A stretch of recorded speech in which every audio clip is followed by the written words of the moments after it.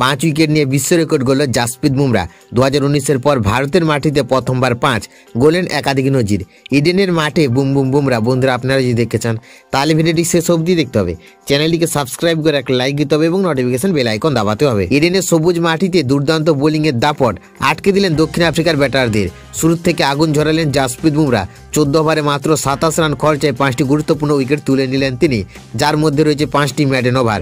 ঘরের মাঠে নিজের ক্যারিয়ারের 15তম টেস্ট খেলছেন বুমরা এবং দেশের মাটিতে তার পারফরমেন্স সত্যি অবিশ্বাস্য। 16.55 গড়ে ইতিমধ্যেই তিনি শিকার করেছেন 59টি উইকেট, যার মধ্যে 3 বার 5 উইকেট নেওয়ার নজিরও রয়েছে।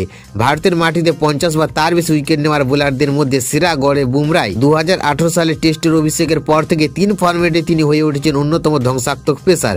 51টি টেস্টে তার মোট উইকেট 231, অবিশ্বাস্য গড় 19.52। 200 উইকেট পাওয়া বোলারদের মধ্যে এটি সর্বোচ্চ। দক্ষিণ আফ্রিকার বিরুদ্ধে 9টি টেস্টে তার এটি চতুর্থ 5 উইকেট নেওয়ার ইনিংস। 18.97 গড়ে তিনি এখনো পর্যন্ত পটিয়া 43টি উইকেট নিয়েছেন। এদিন 5 উইকেটের কৃতিত্বে বুমরা সমান হলেন কিংবদন্তি চন্দ্রশেখরের সঙ্গে। সামনে রয়েছে অশ্বিনী কুম্বলে, হরভজন এবং কপিল দেব। ম্যাচের প্রথম দিনে 5 উইকেট নেওয়ার ঘটনা ভারতের শেষবার ঘটেছিল 2019 সালে ঈশান শর্মার হাতে। দক্ষিণ আফ্রিকা একসময় 57 রানে কোনো উইকেট না হারালেও শেষ পর্যন্ত অল আউট হয় মাত্র 159 রানে।